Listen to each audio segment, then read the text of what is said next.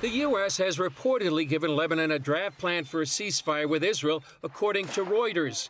And according to the Wall Street Journal, that came after the president-elect signed off on a ceasefire proposal while meeting with Strategic Affairs Minister Ron Dermer at Mar-a-Lago. For months, Israel has operated with a limited arms embargo by the Biden administration.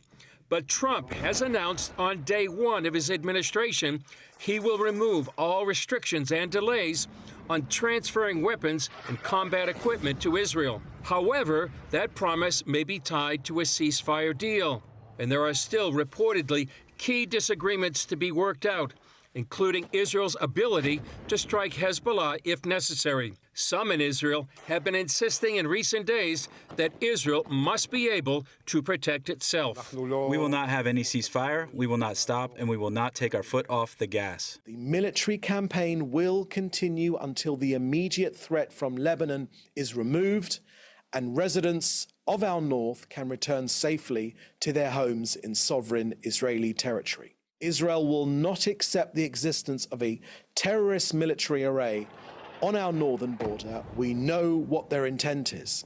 It's to harm our people. Hezbollah's Conquer the Galilee plan, it made very clear an invasion and massacre on a larger scale than the October 7th massacre.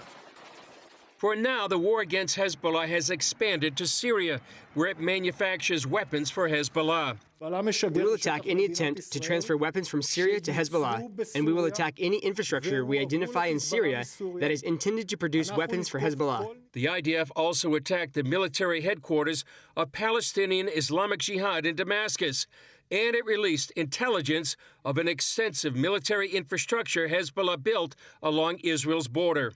The infrastructure was designed to launch an even greater attack on northern Israeli towns than Hamas did on October 7th. And in the war against Hamas in the south, hundreds of terrorist fighters have either surrendered or been eliminated. Given Israel's progress, many are now considering what comes next when the war in Gaza is over. Reportedly, Israel plans a long-term presence in Gaza to gather intelligence, operate where needed, establish a border buffer zone, and crush the Hamas military entirely.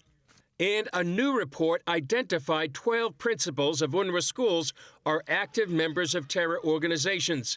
Many of them held high-level positions in their terror units. This report contradicts the claims by UNRWA that it is committed to tolerant and anti-extremist education. Chris Mitchell, CBN News, Jerusalem.